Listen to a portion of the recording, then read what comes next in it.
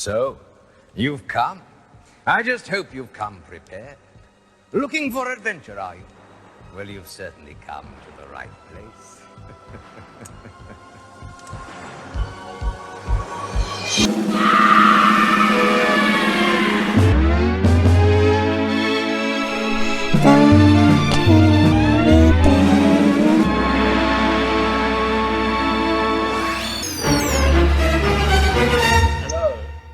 Hello, everyone, and welcome to We Watch Bad Films, the podcast where we watch bad films, apparently, so you don't have to. So quite a few people might have seen our film today. That's because I'm calling the shots. With me is Jay. Hello. Hello, Jay, and we're joined by our special guest, Nick, who we're grateful to have back after too long a hiatus. How are you doing, Nick? Well, I mean, I would say it's always a delight to guest on this podcast, but I think that's giving you guys too much credit because as the Lord giveth, the Lord taketh away. So I'm grateful to be speaking to the two of you, but I did have to watch a shit film to do so. Well, yes, exactly. I made you do some homework, some very, very nice homework. But before we talk about that, I want to talk about another film I watched in the same week. I think was nearly as bad, and I suspect you've both seen it. And and I haven't obviously warmed you guys up to this, so I'll make for top bands. The Suicide Squad from a few years ago.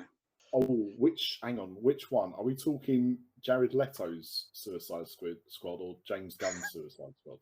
We're talking about Jared Leto's Suicide Squad. Okay. Yeah, I've seen it.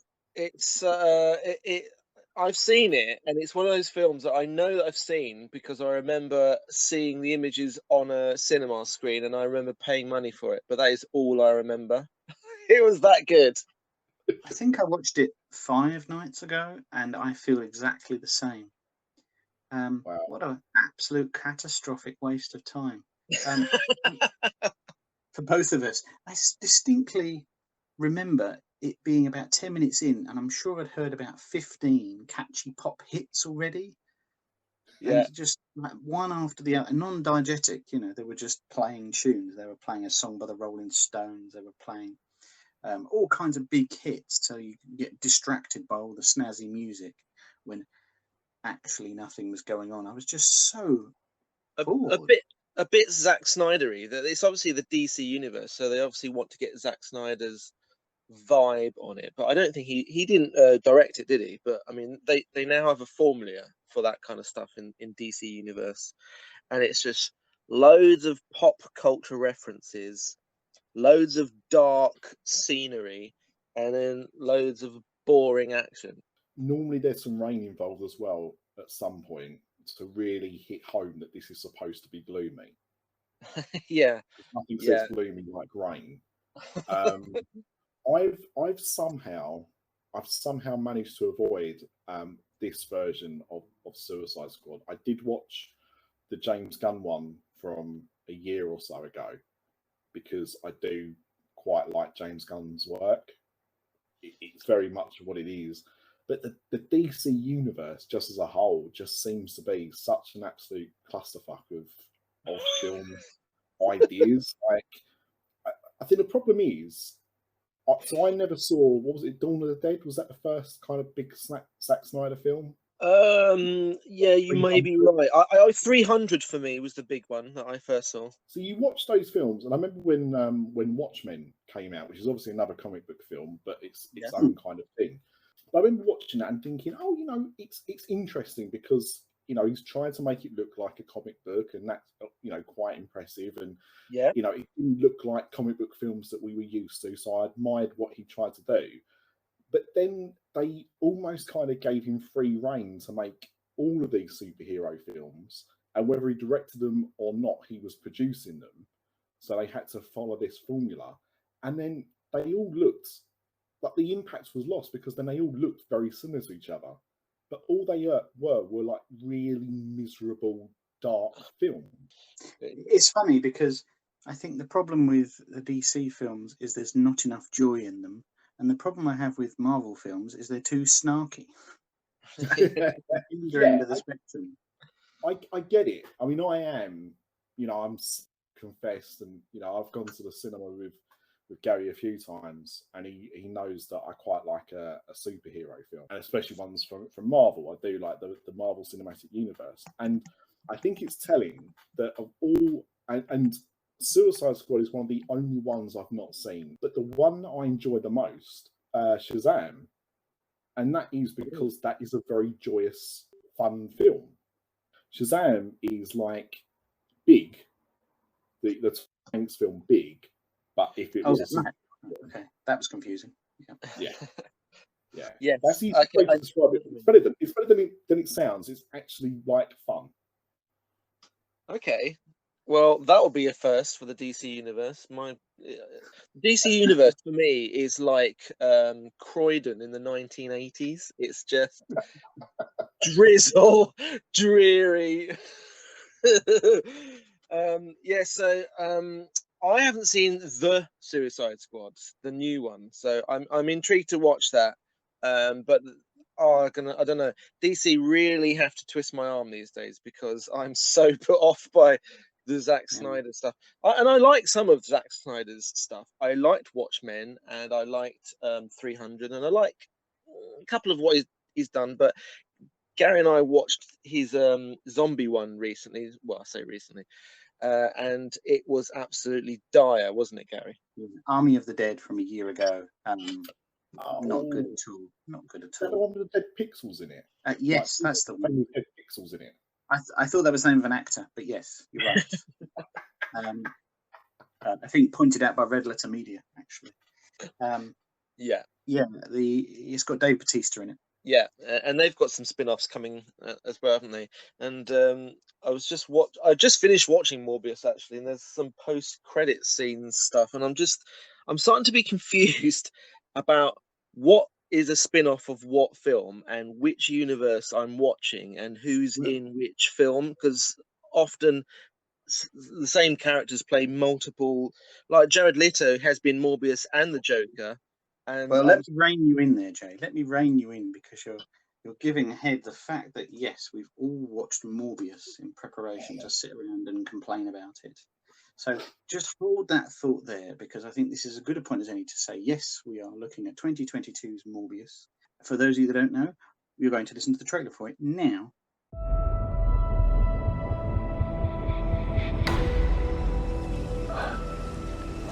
You need a doctor? I am a doctor. I should have died years ago. People all over the world have my disease. I'm here to find a cure. We have to push the boundaries, take the risks. If you're gonna run, do it now.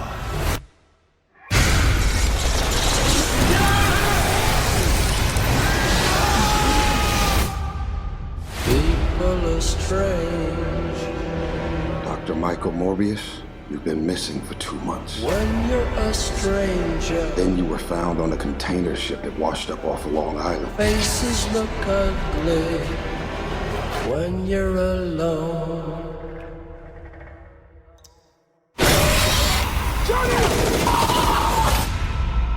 What did you do to yourself, Doctor? I wish I knew.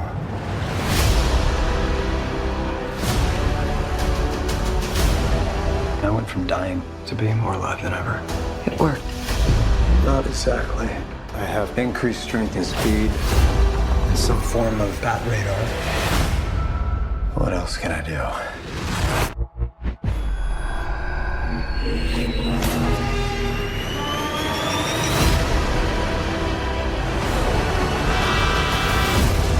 There are limits. There has to be. There's something inside of me that wants to hunt and consume blood. Michael. when you're strange, faces come. Can you control it? I don't know. Half the city wants to kill you.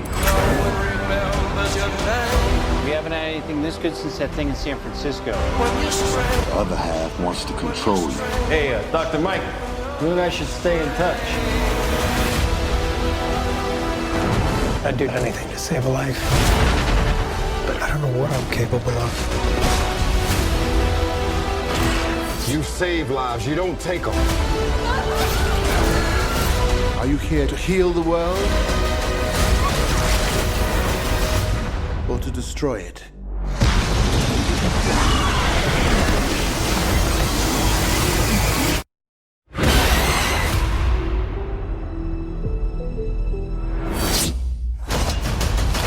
Who the hell are you, man? I am Venom.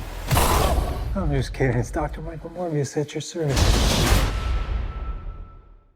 I hope you enjoyed that trailer. I didn't. To give you a quick synopsis. Synopsis of Morbius. Essentially, the main character has a rare blood disease, and so does another boy that he's with. The main character, scientist man, grows up to win a Nobel Peace Prize or something, and gets given it by the King of Sweden. Because important point that. Yes, he comes up with a cure, but the cure is to actually get a certain sample of blood that, oh my goodness, turns him into a vampire. He tries to fight the urges to eat people, but he struggles. However, his old mate was knocking around with, played by Matt Smith, says, nah, sod it, I'm going to have this blood and be completely healed again, and absolutely revels in being a bad guy. Bats ensue. The end. Yeah, and you can tell everyone from Gary's amazing amount of enthusiasm there that he really, really enjoyed this film.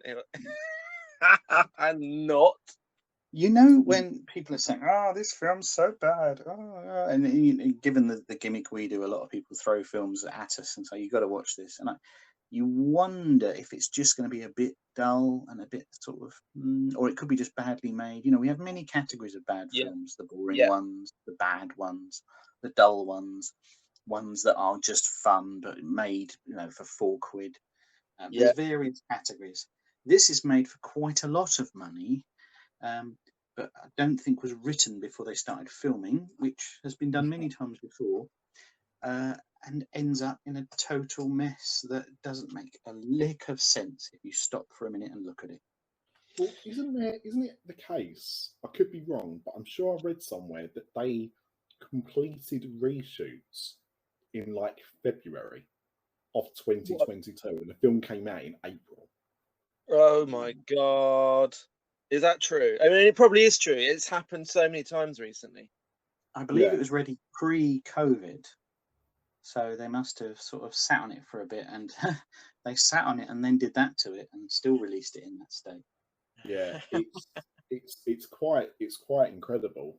The problem, so I actually went to see this opening weekend. Whoa! Yeah. Now the man with a City World Unlimited pass. Yes. Someone had to, Nick. Someone had to. So let me clarify that. That's not because I really wanted to see the film that badly. It is because, as Gary pointed out, I have a City World Unlimited card. So it means that I'm not the only thing I'm parting with is my time. This is an amazing. This would be an amazing review, like a tagline at the bottom of the poster. I saw it because I had a free ticket. And the thing is, I have a friend in Australia who also radio show where they review films, and they'd gone to a early preview of this like for a few days before it got officially released, and he said it wasn't too bad. So I thought, okay, well, if he doesn't think it's too bad, and we normally are on the same kind of page with films, then maybe I've been a bit judgmental, like watching the trailer, and maybe I should go and watch the thing. And I also recall, I recall many podcasts, but I recall a podcast where I talk about the film walking up to the cinema, and then I'll review it on the way walking home. And the problem with that is sometimes you might be, because you just come out of it, you may not have had time to decompress and stuff. So I need to go back and listen to my review I did a few months ago to see if I shat on it as much as I feel about it. Send us the link to that, Nick. We will definitely link to it. I'll stick it. I'll let you stick in the show notes. But as I said, I am a massive superhero film fan. But what you said there, Jay, about getting kind of confused with what is with what, and because the problem is that Marvel isn't Marvel when it comes to films. because there's Disney Marvel. There's also this Sony version of Marvel, which is basically anything to do with Spider-Man.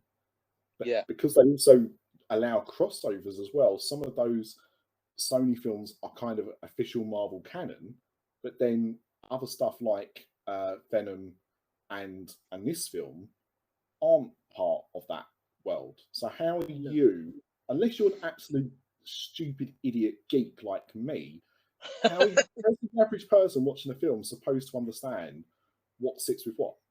Exactly. And then before, when the recent Disney buyout of Fox, you had the Fox Marvel, which was the X-Men, and that was also in its own universe. And Fantastic Four was part of that as well. So, absolute mess. So, Jay, you've known me a long time.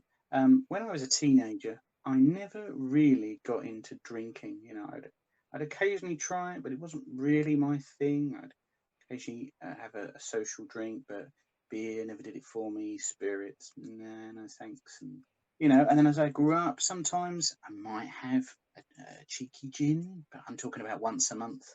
The occasional glass of cider on a warm summer afternoon, but I'm pretty sure very few people would regard me as a drinker. 20 minutes into Morbius, I opened a bottle of red wine. Why it took you that long? Just couldn't find a corkscrew, not being a drinker. I don't have one to hand. I was gnawing at it with my teeth, my vampiric-like teeth. Look, 20 minutes in, I was on my phone, like Googling, what's the weather like? This film has that effect on people, I think. Everybody knows this is no good, but let's dig under the skin of it and find out why. What is bad about it? You've just watched it, so what's so good? What's not good about it? I think my initial problem, and I'd forgotten this because I'd obviously watched it a few months ago and obviously had clearly not intended to remember what happened. It was like watching it fresh for some of it. And I forgot how the film opens up. And it opens up with this sequence of them going to Jurassic Park. Yeah. Well, no, because Jurassic Park's good, right? So Jurassic Park, I actually thought Congo. It reminds me of the other Michael Crichton film from the mid-90s that no one likes.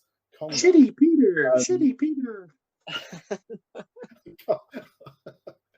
That's niche, Gary. Very good. I've always loved that line. Oh my god! And of course, that film had Tim Curry in it. So I mean, this doesn't even have Tim Curry in it. So you know, it's bad. So yeah, it reminded me of those kind of mid-90s films where they were set in jungles or in exotic lands, where you'd have these helicopters, but it didn't really look.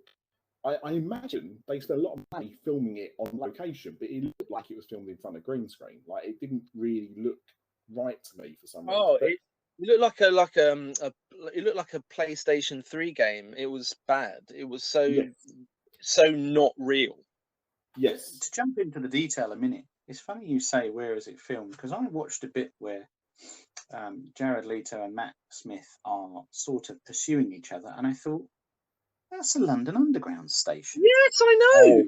And sure enough, the whole thing is filmed in the UK. It's filmed in Manchester and London. Really confusing. 100% that was a London Underground station. I'm glad. I would have got to that later on, but absolutely right to call it off, because sometimes when you're watching these films and you know they're not filmed in necessarily in the country where they say they are, or even the city, you do see stuff like that. And I'm looking at the tile, and I know it's really sad, but you look at the tiles and go, that's London Underground station. And then you see the escalators they fall down, you go, that's a London Underground, that's definitely a London Underground station. There's no way. I've not been to New York, right? But I've seen enough films set in New York to know what a New York subway looks like, and that is not it. I've been to enough London Underground stations to know that's a London Underground station. Well, I was walking through the London Underground about 4 hours ago, so I knew it immediately as soon as I saw it. I thought, I don't remember it being set in Westminster. Yeah, I hate. There was one, another not very good film based on comic book. I saw Bloodshot, a couple of years ago, just as the cinemas were closed for the pandemic. And I can't remember, I want to say it was like the sequence in the film was like set in South Africa or something, but they hadn't changed the signposts in the edit. So you could see that it clearly wasn't whatever country it was supposed to be in. But they just thought, I will just make it look really fast and no one will notice, but you can absolutely notice. So yeah, and the thing with this as well, it starts off, they're flying in, you know, this PlayStation 3 graphically designed waterfall cave system, and he's going to see some bats, but you've got absolutely you don't know who this guy is unless you've seen the trailer. You've got no idea why he's there or what they're actually trying to do with these bats. And he has, they set this trap, don't they, in front of the cave, which I guess is obviously supposed to trap the bats, except it doesn't seem to trap anything. But he comes home with bats, but I don't know how. It's all very I watched this very recently, like in the last 24 hours. I don't remember this bit. That's the problem, I think. Also, bats, that's not how vampire bats work, is it? That you don't cut yourself and 50,000 vampire bats swarm on you. I think it's more like there's if there's a warm-blooded creature, they may go and feast on it. But yeah, the whole open, basically one of the major problems is with this film is that I don't care about Morbius, and he's incredibly boring. How about that? This is the crux of it. This is the problem with the film, is Morbius himself. Now, whether it's, I think you know, it's fun to pile on Jared Leto, but I think actually the script is to blame here, because you have a character that I worked out later ostensibly is supposed to be a bad guy in the universe, but because he's the named guy in the film, they portray him as the protagonist and they make him the good guy against the Matt Smith bad guy. And yet they really don't want to commit to him being a good guy. So you end up with no MacGuffin. You end up with no progress. I had no idea at any point what they were trying to do, what anybody was trying to do. What was Matt Smith's goal? What was he trying to do? Yeah, exactly. Matt Smith was as much a good guy as a bad guy. And Matt Smith's character was exactly the same as Morbius. They do the same things. They kill the same amount of people. But even more, Matt Smith's character has even less motivation. 1 minute they're lifelong buddies and brothers. The next minute they're mortal enemies for no reason. It's just so stupid. Yeah, it's just such a massive waste of Matt Smith, who is generally pretty good in everything, right? I'm not exaggerating. I've got one problem with Matt Smith. And I mean, obviously, we live in a time, quite rightly, where we should not body shame. And I think that's a positive step that society has made, that you don't body shame people. I am going to face shame him though, because his face reminds me of a slice of Billy Bear ham. I can't work out exactly what it is about Matt Smith's face. I know some people find him very attractive, but there's something about his face they're not vegetarian. I can't get on with. I'm so glad that all the references you're giving us today, Nick, are amazing. I love it. I'm looking forward to finding an image of Billy Bear Ham to put in the notes. Yes, you've got one of my absolute bankers, one of my favourite actors is Jared Harris. You know, yes, Jared Harris is just incredible in everything. He's good in this. Let's be fair, but. In all three scenes, in 3 scenes that I'm very busy. I've got to do this scene, so do them all now, and he's off. I hadn't really seen Jared Harris until I must have seen him pop up and stuff, but I think the first time I noticed him was when he was in Mad Men. Oh, and he's so good in Mad Men. And the thing is, Mad Men was obviously chock full of people that you may not have been too familiar with, but were all amazing character actors. Yeah. To stand out in a show of that kind of caliber does prove how good you are. And everything I've seen him since, he, as you say, he's just a fantastic actor. And he does as good a job as he can do in this film. One of the other things I got really confused about with his character, though, was the fact that we obviously see him looking after them in this kind of special hospital in Greece of all places, like change their blood every 30 minutes or whatever it was. But between them being like, I don't know, 10, 11-year-old kids to being, 30, 40-year-old men, he hasn't aged a single day. Yeah, I spotted that. And I think that's just pure laziness in terms of they haven't got long for Jared Harris. So just get him in, get him out. Yeah, but they didn't try and de-age him in post-production, or they didn't try and age him up a little bit in the edit. Like, it just feels like in a time where people love using special effects in big budget films to do stuff like that, they just couldn't even be asked. Just like, he looks about the same. It's fine. Oh, do you remember in Prometheus where they got what's his name? The guy who used to be in Neighbours. He was in Guy Pearce.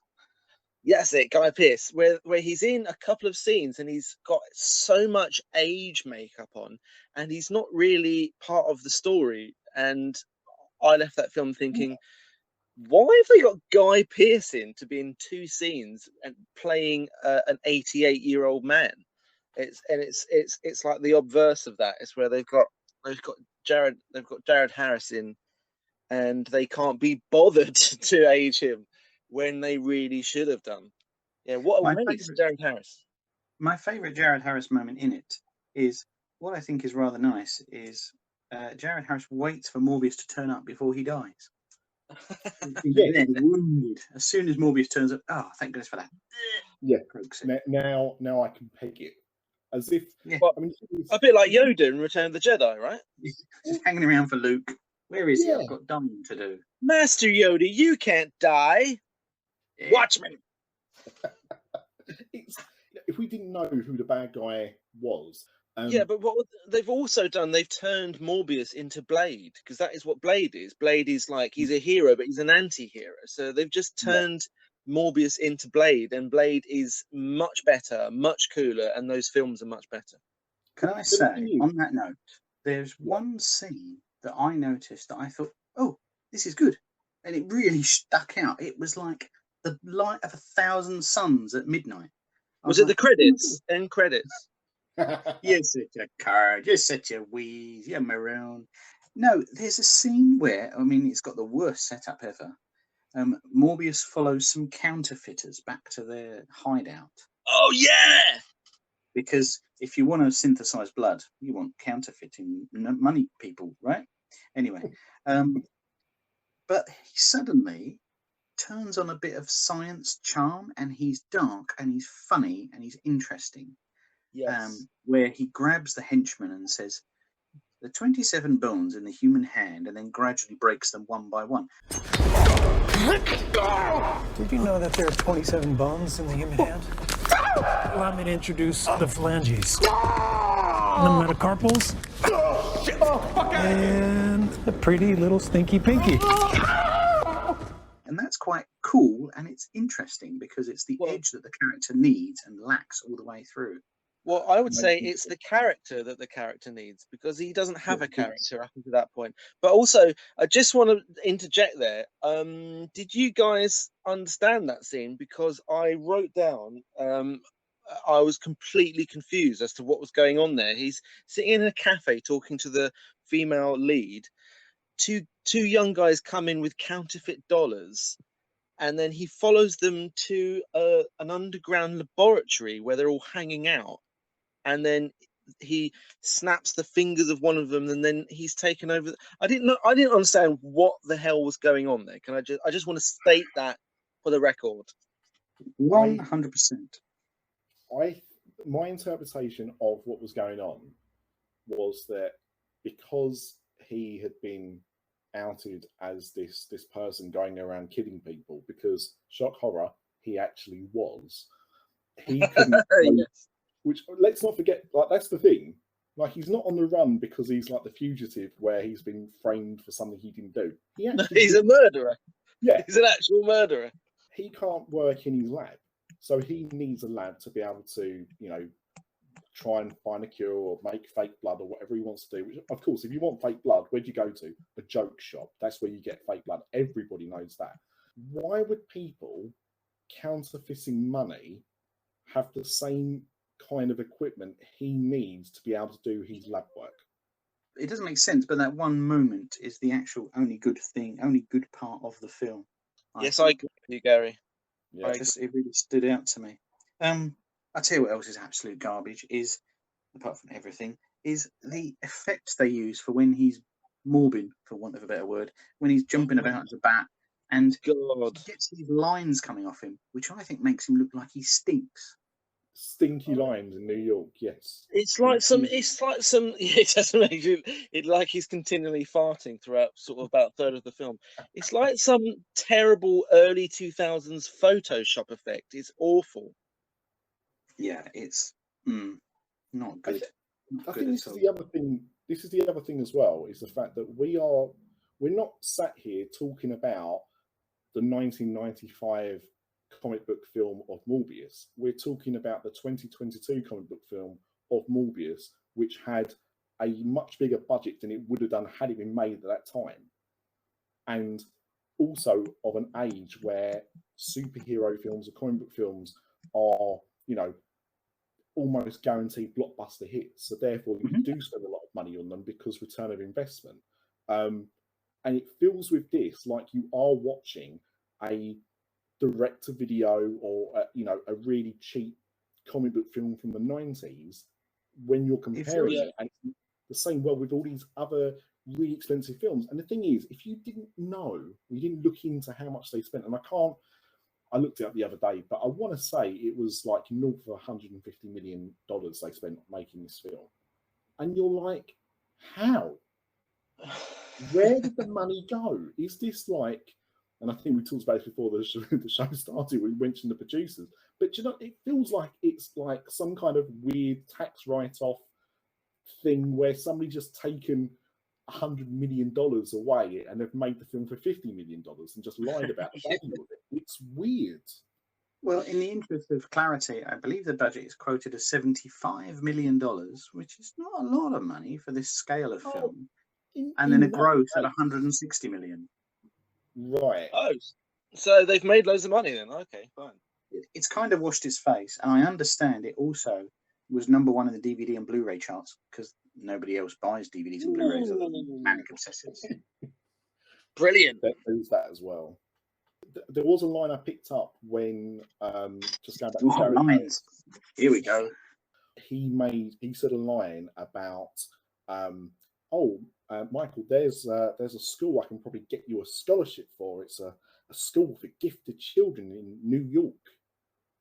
And if people aren't savvy to that, that is a direct reference to Professor Xavier's School for Gifted Children that the X-Men mansion is, basically.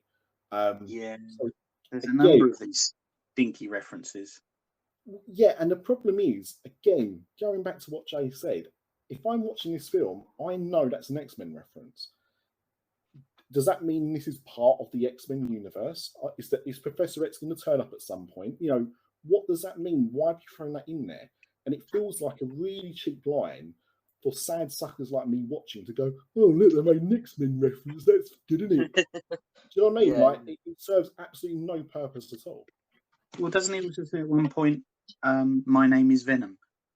Yes. Yes. What does that mean? What does it mean? Out of context, it means absolutely nothing. And I sort of wasn't even sure, like, did they do that on purpose, or was it an accident that he said Venom? I am Venom. So my take on it is, because have you guys seen Venom? No. No. Oh, you absolutely should. I think the second one is about 75 minutes long. So nice, I like it already. Exactly. Good. We'll whack it on. That's all you need to do. So one of the famous bits of Venom near the end of the film is he turns around to a bad guy that he's going to murder, because, again, he's also a murderer. And he says, I am Venom. Like his face kind of morphs into, half human, half Venom head, and then he eats him, right? Fun for all the family. So Venom is obviously part of the Spider-Man universe that Sony owns, as is Morbius. That's why they're doing all this shit. And so it seemed like it was just, a reference to the fact that this is also, set in the same world where people know who Venom is. The problem with that, though, is that Venom is set in San Francisco. Like, it's very obviously set in San Francisco. This is supposed to be set in New York. Why would some, like, part-time grifter in New York even know what Venom is? I would say that's not the only problem. I think the other problem, there are many problems. One of the other problems is it's a completely different character. Yeah, and there's a whole franchise of those films. Why on he might as well have said, "I'm Darth Vader." You know what I mean? It's mental.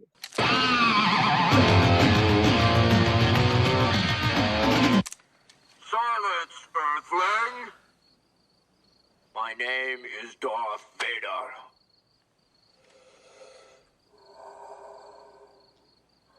I am an extraterrestrial from the planet Vulcan. It's mental and confusing and badly written and stupid and is a waste of mine and everyone else's time.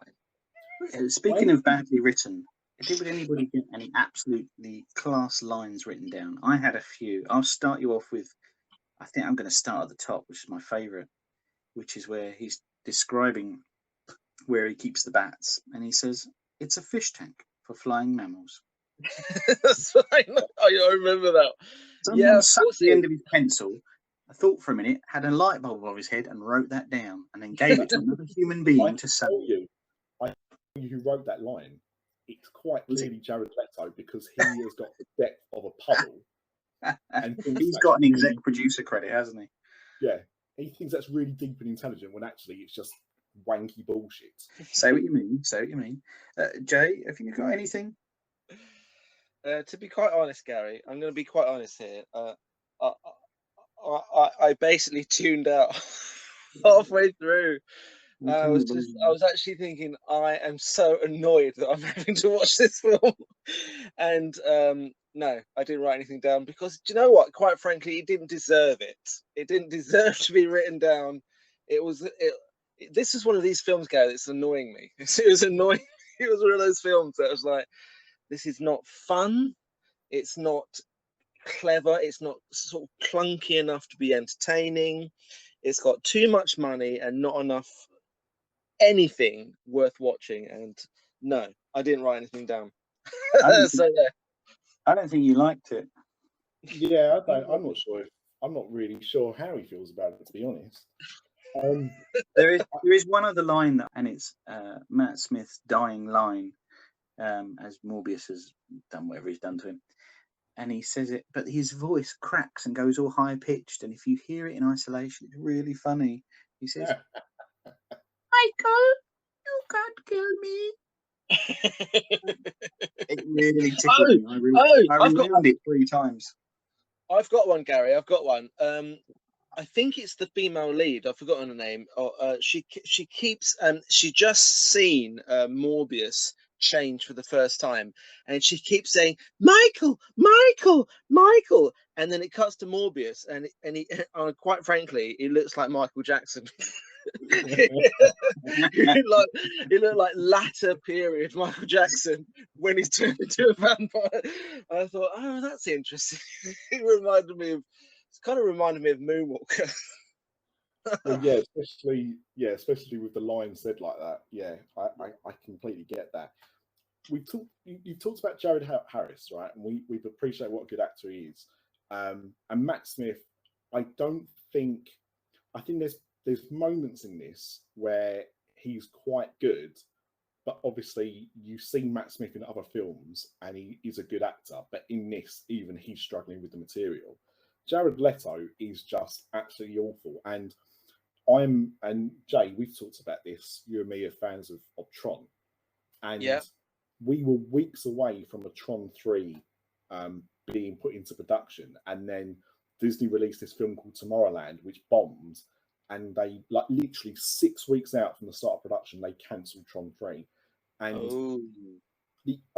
so for years, I had this kind of resentment towards a film which I didn't think was that bad, but the fact that it had killed a sequel to Tron. However, that Tron sequel, and they keep bringing this up, is supposed to star Jared Leto. So in some ways, I actually am quite glad that it's not happening, because it means Jared Leto is not going to use his stink all over it.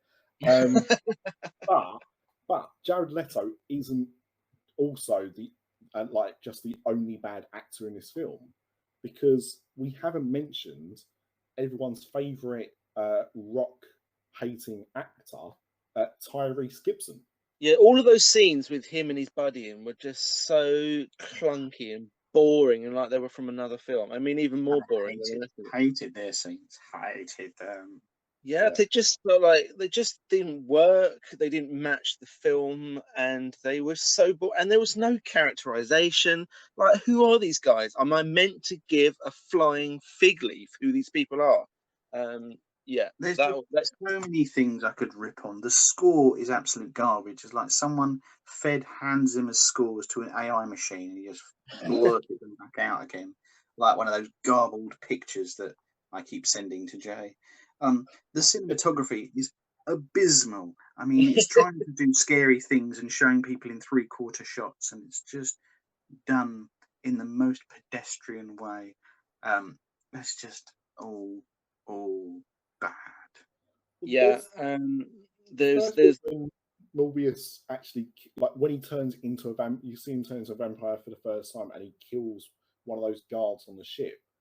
Did you notice the very, very subtle way they suddenly, as soon as he turns into a vampire, the red light glared behind him? Oh, because as soon as he turns to vampire, it's all about red and blood. Yeah, we get it. Great. Very, very subtle. Show, don't tell. Excellent filmmaking, guys.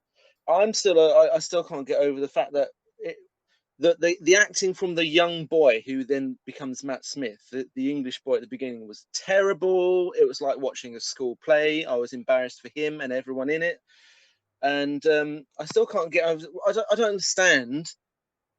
His character is called Lucian, and then Morbius's character keeps calling him Milo. You're Milo. You're the third Milo. I don't even remember the first Milo, and you're just called Milo. And then he's just called Milo for the rest of the film. Just utter steaming nonsense. Again, what was the purpose of that thing with the name?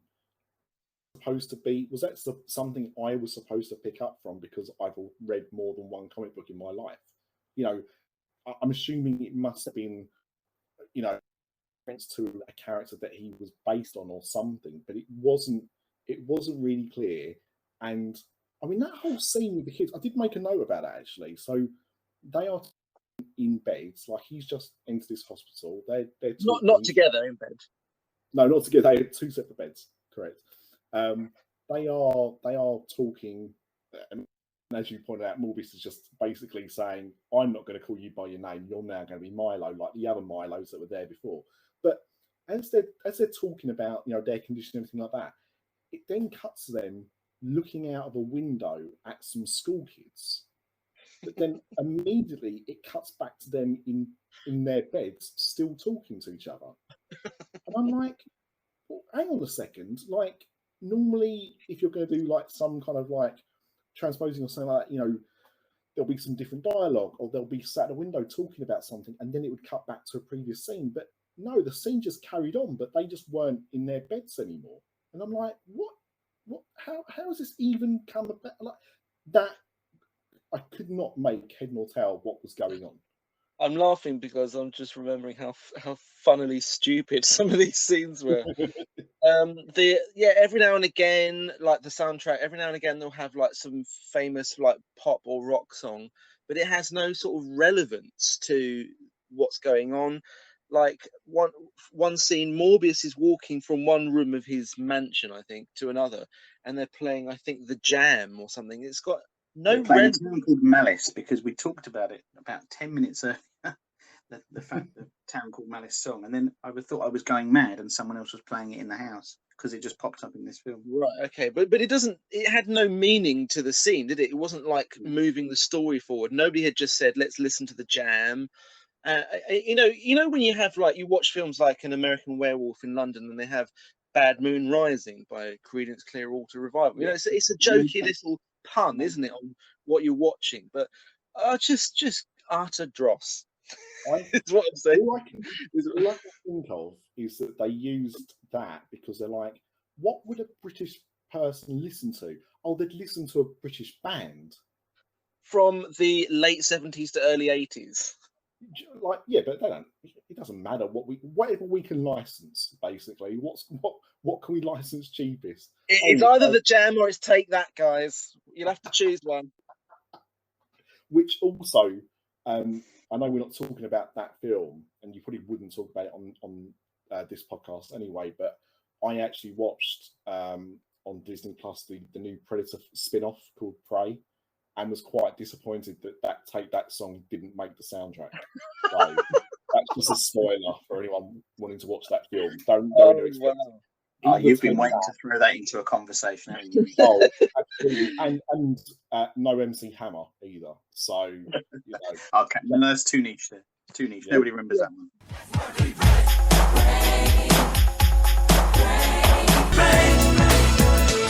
We got the break just to make it today. All I do each night is pray. All I do each night is break. The new Predator series with the soundtrack by Take That. Yeah. I would usually at this point ask if this is worth recommending or that anybody see it, and I can clearly read the room that this is getting 3 solid no's, and I think we are giving this far too much oxygen, more than it deserves, this film. I just want to say why.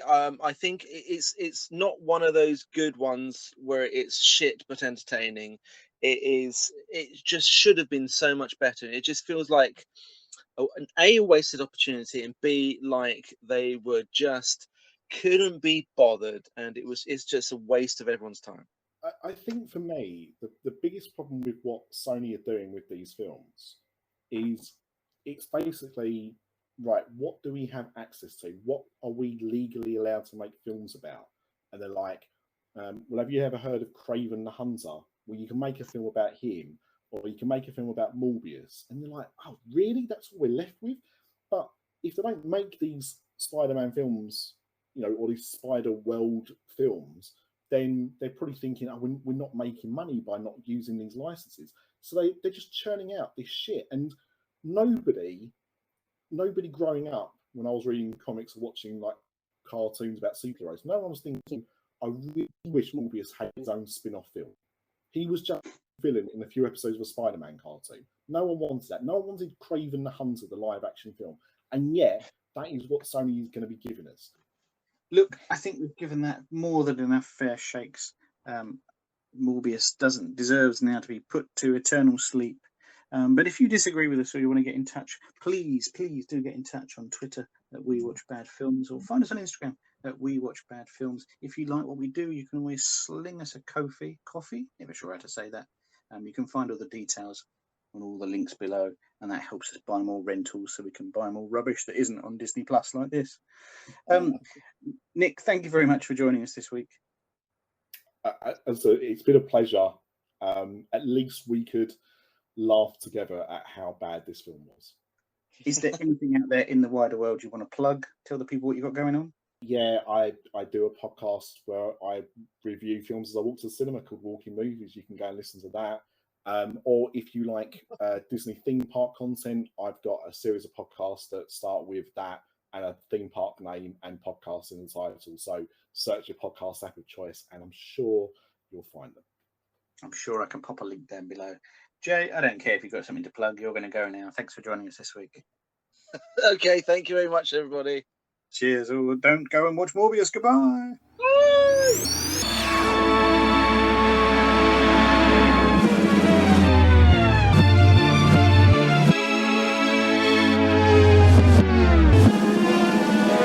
What's more, you can stop gloating and ask yourselves, if it were me, how in the underworld would I get out of this one?